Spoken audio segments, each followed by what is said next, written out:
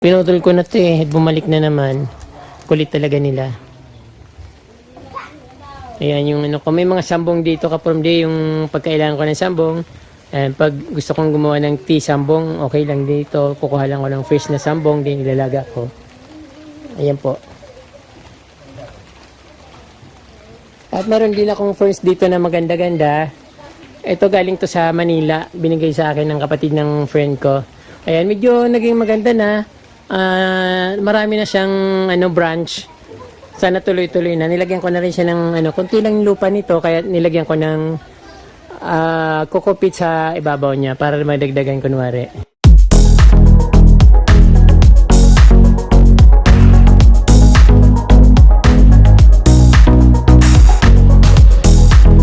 Kapromdi, naglinis naman ako ng aking mga halaman sa likod, kaya ito yung okay na naman ulit. Napakadaling tumubo ng mga damo dito.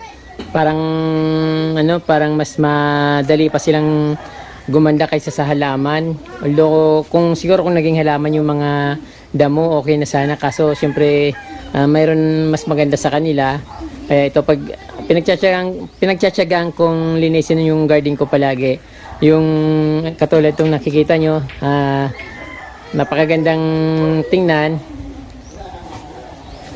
At white na white pa rin yung bato.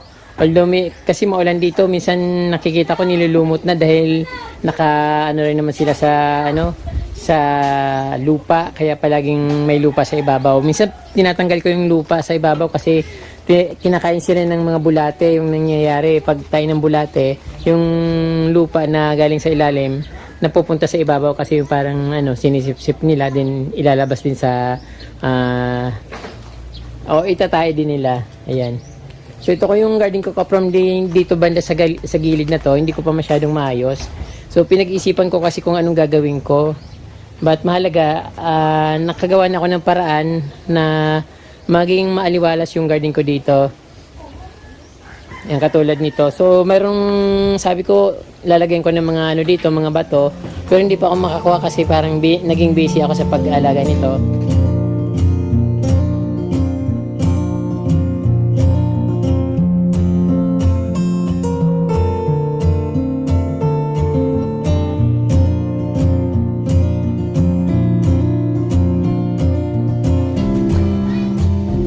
Ito yung mga halaman ko dito.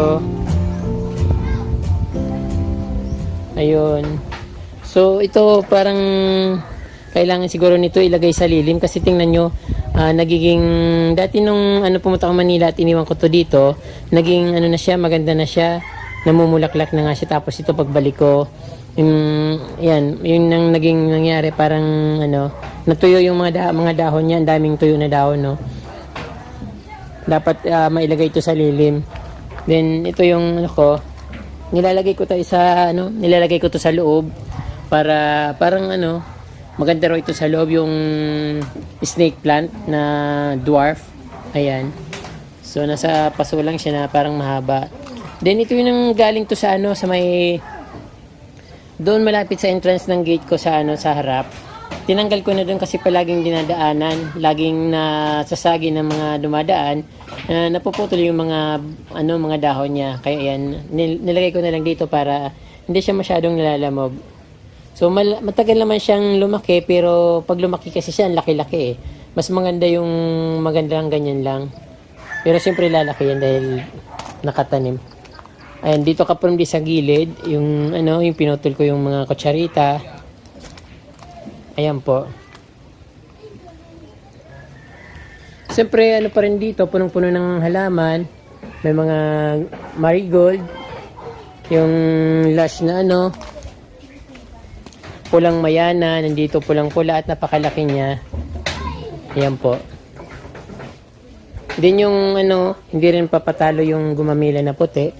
At mayroon na naman damo dito. So, pinutol ko na 'to eh. Bumalik na naman. Kulit talaga nila. Ayan yung may mga sambong dito ka-from day yung pagkailangan ko ng sambong. And pag gusto kong gumawa ng tea sambong, okay lang dito. Kukuha lang ko ng fresh na sambong, din ilalaga ko. Ayan po. At meron din akong first dito na maganda-ganda. Ito galing to sa Manila. Binigay sa akin ng kapatid ng friend ko. Ayan, medyo naging maganda na. Marami na siyang branch.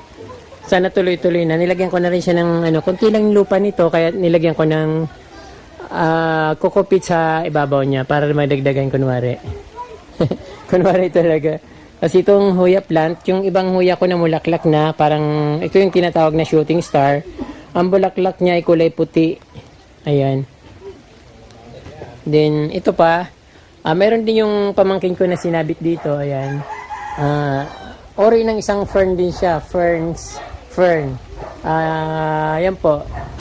Medyo mahal lang bintahan nito, pero sa pinsan ko, sa kapatid ko, sa pamangkin ko doon sa bundok, meron sila nito. Ayan po. Pero yung ang bintahan daw nila, binibenta nila ito ng 3.5. Kaso lang dahil yung pamangkin ko mapilit, parang binigay yata ng 100 pesos. Ayan, napakamahal niyan dito ka-promdi at fair siya. Ayan, mga ferns na nilagay ko sa punong kahoy. Ayan po. Meron din akong ferns dito na nilagay ko rin dito. So actually mga ka-promdi, ito galing to sa niyog. Niyog na puno. Tapos nakita ko kakaibang ferns, parang kumukulot siya. Yung dahon niya, parang, ano tawag doon? Yung dulo, parang pitcher plant. Kaya lang sa pitcher plant, yung dulo niya, may parang pitcher. Ito wala, ganyan lang siya. Pero maganda siya, parang medyo kulot-kulot yung dahon niya.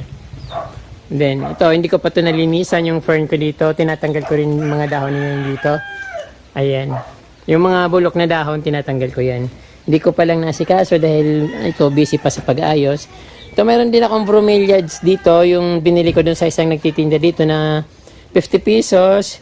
Yung isang another bromeliads ko, bininta niya sa akin, pero wala pala siyang puno, puro dahon lang. Kaya nung nilagay ko dito, hindi ko alam na bulok na siya, pero yung dahon nandiyan pa. Dapat hindi ganun yung nagbibinta, dapat sigurado na alam niya na tutubo yung kasi siya rin yung masisira. Ito another kaprom din na ferns. So dapat tatalian ko ulit ito dito kasi dati tinali ko na siya. So parang ayan na baklas. Then sa baba kaprom din may tanim akong kutsarita. Ayun, kutsarita na variegated. Pero paparamihin ko siya, meron akong tanim doon sa marami na ngayon pero syempre hindi naman kagad dadami yan. Tapos ito kaprom di, galing ito sa pinsan ko doon sa bundok. Marami nito sa kanila, hindi ko lang alam kung anong pangalan nito. And maganda yung niya kaprom di kasi parang purple siya na parang silver na purple yung dahon niya. Parang dating niya kamukha ng parang Persian shield na halaman yung kulay niya. Purple, green, silver, parang gano'n yung niya dating. Then ito parang gumamila siya, pero alam ko namumulaklak ito ng kulay puti. Hindi ko alam pangalan yan.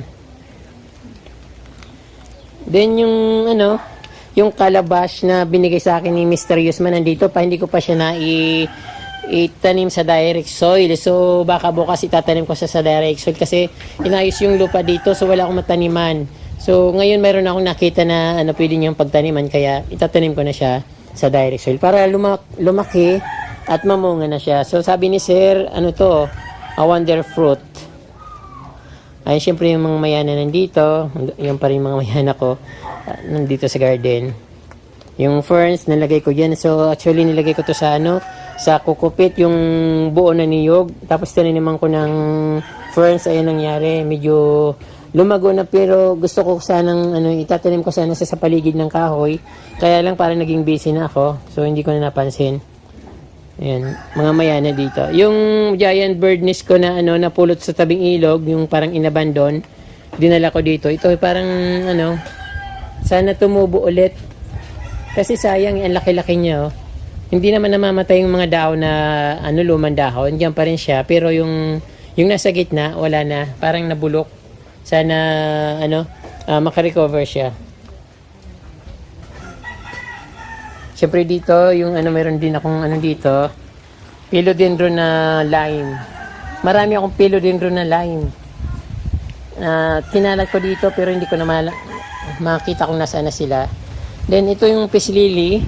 Wild na peace lily ito, namumulaklak siya. Pero kasi yung peace lily ko na galing Manila, hindi siya namulaklak.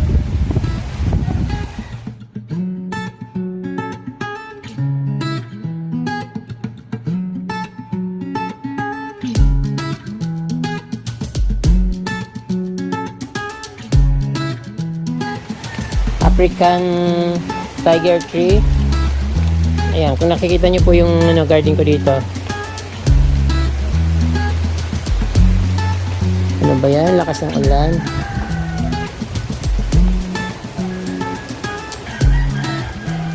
So, hindi ko pa masyadong naayos ka from di. So, maayusin ko pa rin to. Hindi pa siya masyadong tapos. Pero, ayusin ko to. Ang lakas ng ulan. Malawak ng garden ko ka from di. But, tinaniman ko na doon sa mga gilid-gilid. So, madali na siyang, pagandahin. Lumago lang ng konti yung halaman na doon. Lalo yung mga mayanan na makukulay sigurado. Superb na yung ganda niya. Ayan po.